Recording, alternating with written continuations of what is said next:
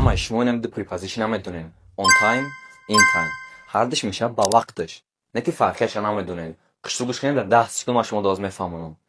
on time in time ده نمودی کارگرها هستن مثال ساعتی 8:00 کارشون سر میشه و یک تاش اما رونی قطع میدروید دیر هم نمیکنه با وقت هم نمیام خیلی رونی ساعتی 8:00 ای در میدروید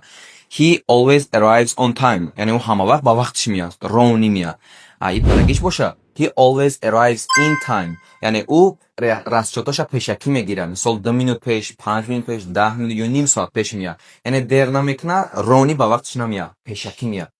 2 مینوت 5 مینوت 10 مینوت فرق نداره پیشکی میاد از سیم آدمش باشه آدمایی که دیر میکنه رنگی خدام موشته پروسا گاب نیسته اگر که کمی خیلی گراماتیکا لغات کلمه و چیزای اینترنتی را انگلیسی یاد بگیرن در آمده در کانتون پادکست کنن و آمده خودن در مرکز آموزشی بوستون نویس کنن